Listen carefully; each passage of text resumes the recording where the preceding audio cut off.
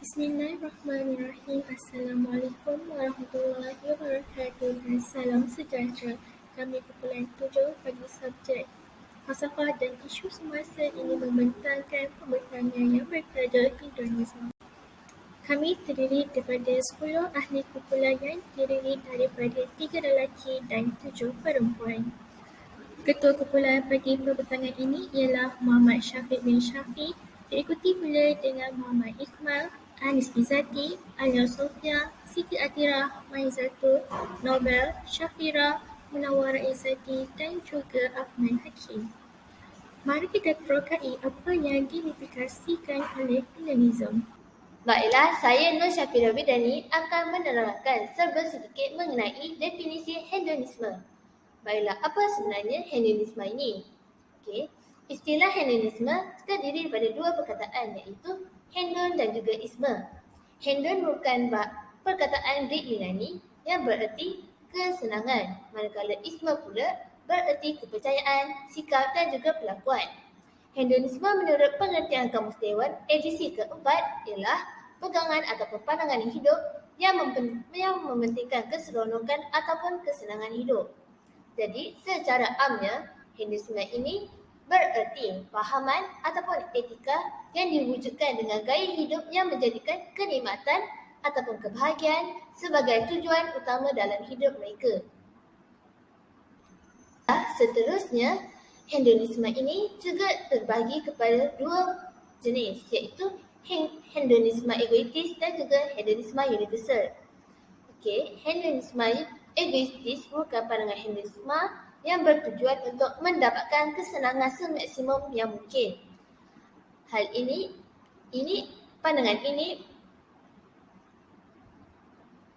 ini lebih ditekankan oleh pelakuan oleh seorang individu. Pandangan ini menyatakan bahawa setiap orang mempunyai hak masing-masing untuk membuat apa saja demi mendatangkan kebahagiaan kepada diri mereka tanpa sebarang batasan, tidak kira perbuatan itu baik ataupun buruk. Seterusnya, untuk hedonisme universal pula, pandangan hedonisme ini sangat mirip dengan altruisme iaitu kesenangan maksimum bagi semua orang. Pandangan ini melibatkan ramai individu dan juga dilakukan secara beramai-ramai demi mendapatkan kebahagiaan bersama, tidak kira perbuatan itu baik ataupun buruk. Jadi, pandangan ini mementingkan kebahagiaan yang boleh didapati oleh semua orang dan bukan sahaja kepada seorang individu tersebut. Baiklah, itu sahaja dari saya. Saya akan serahkan kepada orang yang seterusnya. Terima kasih. Assalamualaikum dan salam sejahtera. Saya Maizatul Farisha binti Muhammad Azhar akan menerangkan kepada anda berkenaan tokoh ideologi hedonisme. Tokoh ideologi hedonisme ialah Aristippus. Beliau merupakan ahli falsafah Greek yang berasal dari koloni Greek dari Afrika Utara. Beliau telah dilahirkan di Cyrene dan telah berpindah ke Athens dan telah menjadi salah seorang pengikut Socrates. Ideologi yang telah diperkenalkan oleh Aristippus ialah ideologi hedonisme. Beliau telah mengenal pasti bahawa matlamat hidup seorang manusia adalah dengan mencari kesenangan dan keseronokan. Keseronokan diperkenalkan oleh Aristippus ada yang berkaitan dengan sensual ataupun boleh kita sebutkan sebagai kepuasan nafsu. Beliau sanggup melanggar etika sosial masyarakatnya pada zaman Yunani itu semata-mata mahu mencapai keseronokan.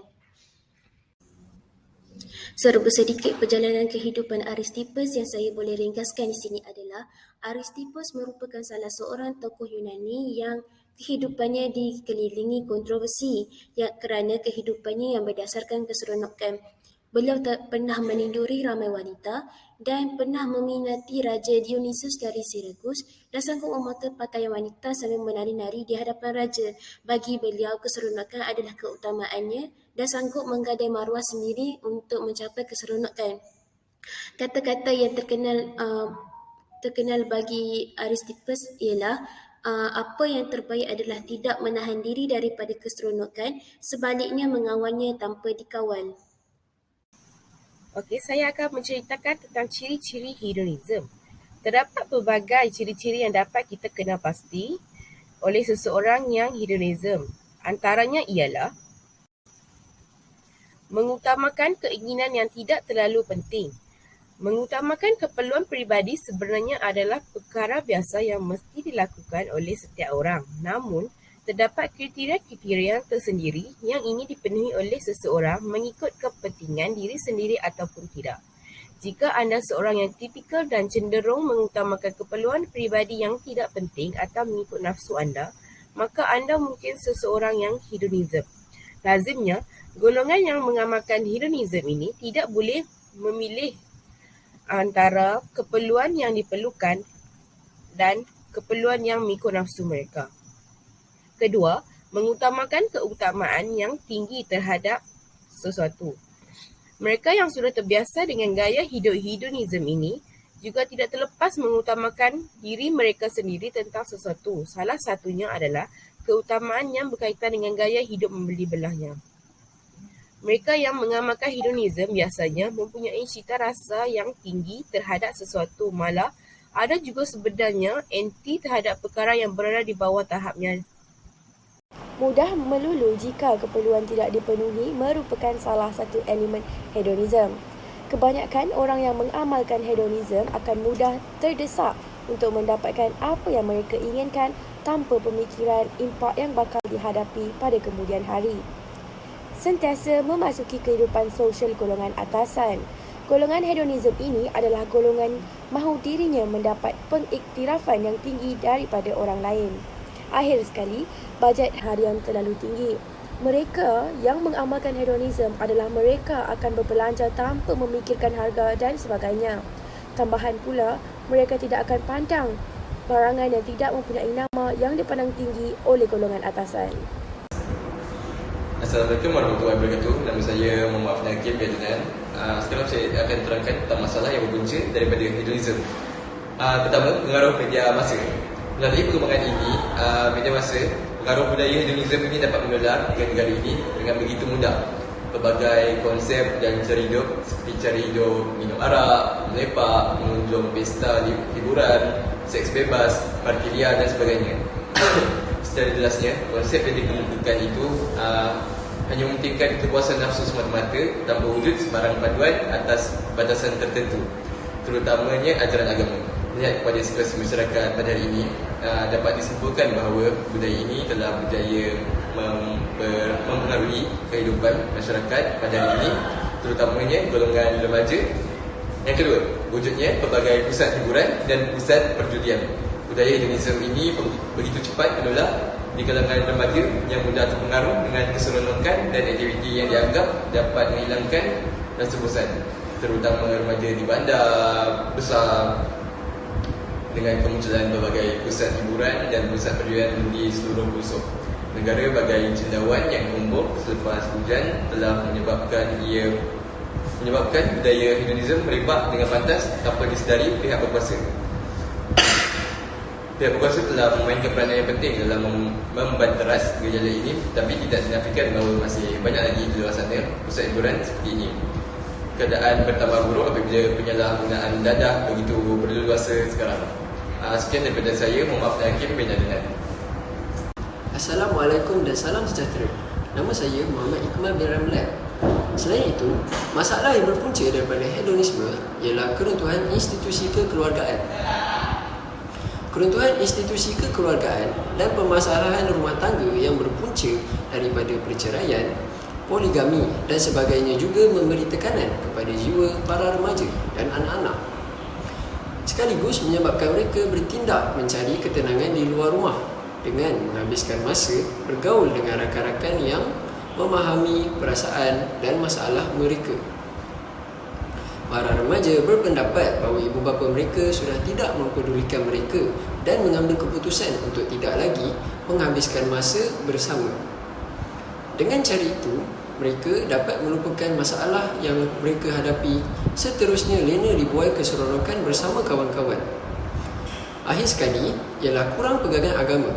Apabila pegangan agama masyarakat, khususnya golongan muda, tidak teguh, mereka tidak akan mendapat ketenangan jiwa, dan inilah menyebabkan mereka mudah terjerumus dalam kancah budaya hedonisme ini.